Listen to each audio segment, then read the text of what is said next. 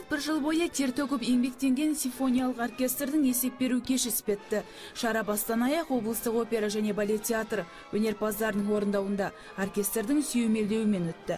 Мұнда Верди, Моцарт, Гершвиннің әлем классикасына айналған туындыларымен қатар Қамар сұлу, Айсұлу, Қыз жібек сынды алтын қорда сақталған еліміздің операларынан үзінділер де орындалды.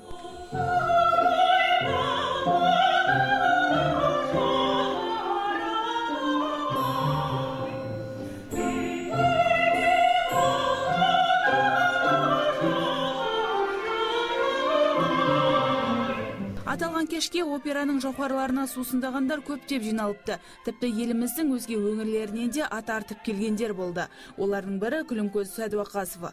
Ол шырайлы шымқаламызға операның теңдессіз туындыларын тамашалауға арнайы келіпті. Өзім осы концертті көруге Тараз қаласынан келіп отырмын.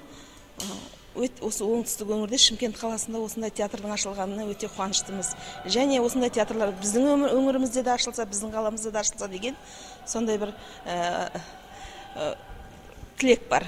Айта кеткен жөн, еліміздің түкпір-түкпірінде өнер көрсетіп, жұртшылығын тәнтетіп жүрген өнер ұжымының қоржынында 12 туынды бар. Олардың екеуі балаларға арналған болса, қалғаны ұлттық классикалық туындылар.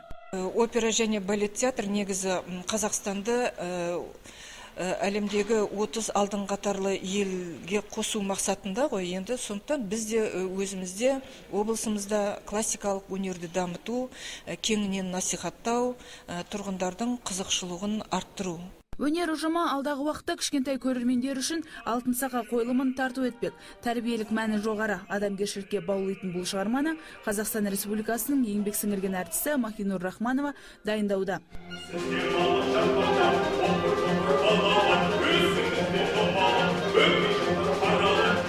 Таңшолпан Шамбай, Талғат Қырғызалиев, Платон Леденев, ТВК телеарнасы.